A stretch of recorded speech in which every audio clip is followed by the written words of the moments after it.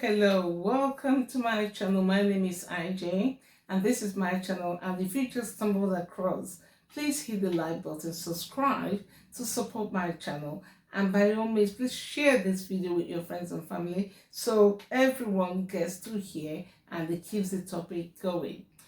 Well, I just came up and just wanted for 3 or 4 minutes to talk about a random topic because it's due to some trending news that's going on about a senator who and his wife, Ekweremadu, and his wife, one Emeka or something, Ekweremadu, who have been arrested in the United Kingdom. But this video is not going to be about them.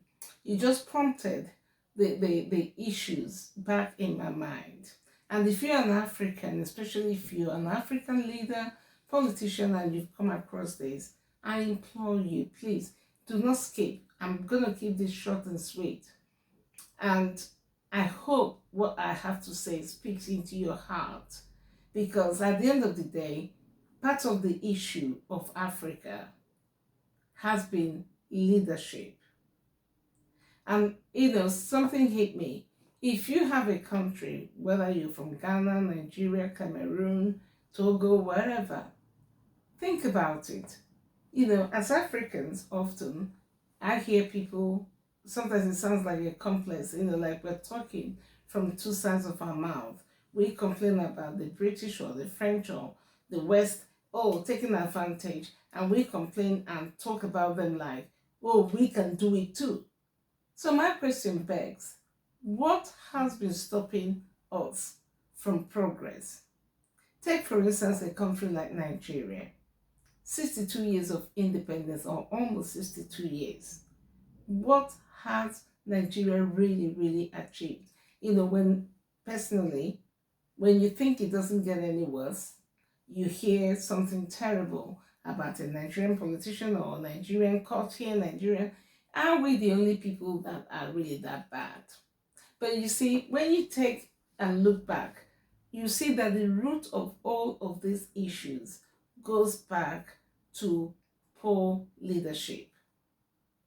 When the British colonized and left and Nigeria gained her independence back, you would think that, those in leadership would have tried to emulate, and because I don't see how we can ever have any complex amongst ourselves if we actually try to match up to what those so-called colonial masters of Western world have done.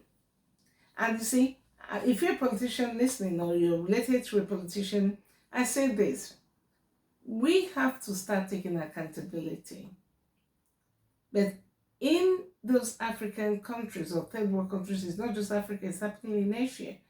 You are relatives. If you have a relative or a friend who is in a position of government, we have to find a way to make these people think, be accountable. But you see, what often happens, you have someone, even those who are shouting corruption, no corruption, it seems like if you have someone who's close to you, rather than doing the right thing, people behave like, as long as I'm getting my own portion, I'm okay. But what you don't realize, directly or indirectly, every African, every Nigerian is and will be affected by poor leadership. A good example is what is trending. Like I said, I don't want to make it about this. Ekweremadu and his wife were arrested in London and charged, alleged human organ trafficking. And I said, and many people have been saying it, perhaps if Senator Ekweremadu, in his 12-year term, had even pushed and helped to put some good healthcare system in place, perhaps we won't be here talking about it. Because you know why? Because there'll be some more adequate facilities for his daughter to have had this kidney transplant in Nigeria, and nothing would have come of all of this going on. And I say this, there are three core things. Of course, we know there are many things, But three core things I beg. If there's a politician watching this or anyone planning to go into leadership, if you can find it in your conscience, please, even if it's not your department, but you know, as politicians, you get to know one another, you're able to interact, you know their phone, you know, you support who you support. If a country can come together, a government, local, state, federal, and just try and revive the healthcare system to a decent level. If you have good healthcare, education, stop all the striking. Respect, value the teachers, the lecturers that give us the education, the foundation that we, including myself, who studied my first degree in Nigeria, education and security. Many people are even scared, including myself, of going into Nigeria because you hear of kidnapping here, kidnapping there. There's absolutely lack of security. If a country lacks these three things, health, education, security, I'm afraid it's a country that is doomed. It's a country that continues going backwards. It's a country that is robbing her people of proper peace of mind. It's a country that would not be able to progress. It's a country that will continue being looked down upon by the rest of the world. Have you heard people, other Nigerians, complain about the way they've been treated in different places? And of course they have a point. My heart often goes out to anyone who's been affected. But then, unfortunately and frustratingly, it boils down to the way the leadership of a country values her own people.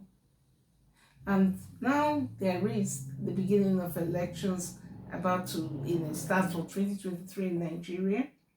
Please, people, if you're Nigerian or African or even Asian, wherever you are, it's easy and okay to keep calling and shouting about corrupt politicians, corrupt government. You yourself need to start taking responsibility. You need to begin to look inside of yourself. You need to find your own voice. You need to have your own critical thinking.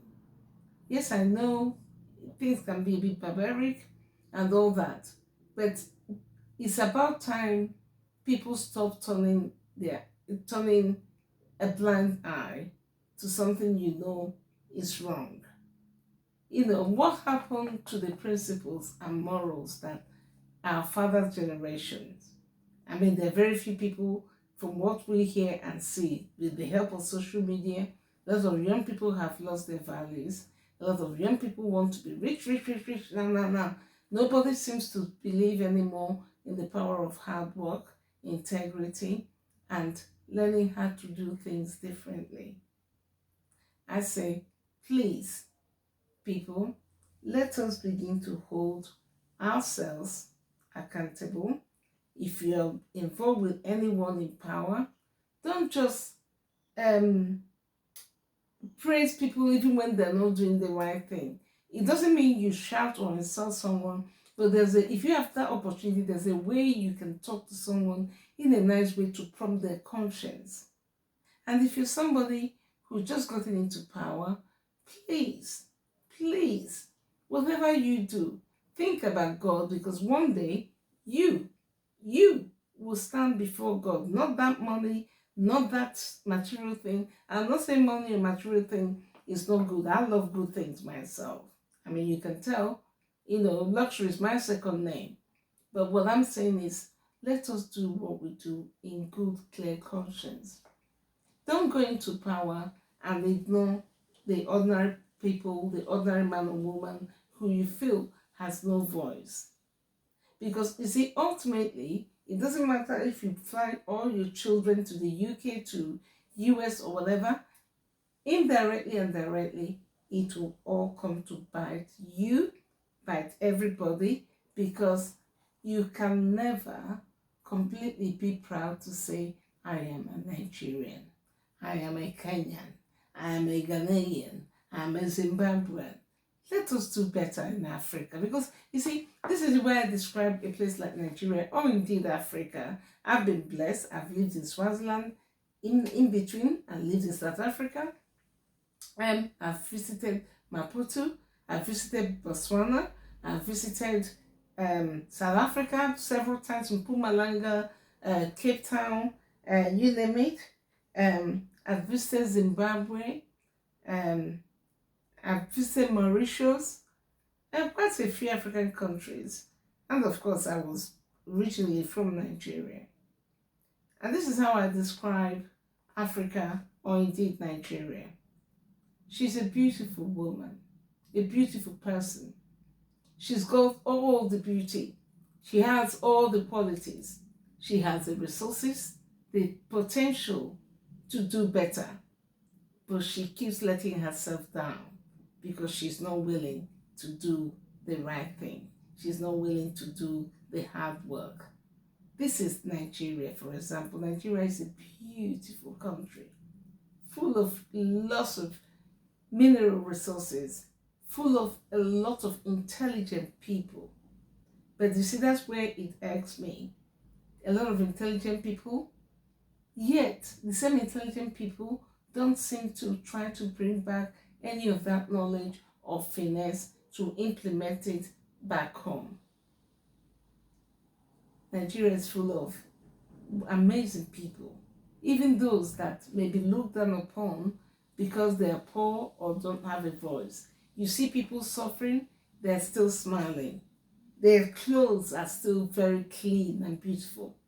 They have pride in themselves. Do you know, after living in Africa and traveling around the world, working with my husband back in the 90s and early 2000s, of course, I've always been proud to be a Nigerian first before I became British, but I've never been much more, or rather much prouder of being a Nigerian, because if it comes to food, Nigerian food or Ghanaian or most West African food is, delish. If it comes to culture, generally speaking, we have it. Our costumes, our knowledge, our traditions is so rich compared to some of the places I've seen around the world. Yet, leadership, poor leadership, and accountability that starts with you, not just the leader, you. Because I've seen people, and the reason I say you, many people like to point fingers at leaders. But the same person, when something is wrong, you should speak out. Especially if you feel you're going to gain, short-term gain, I call it. It takes a lot of guts to stand up for truth.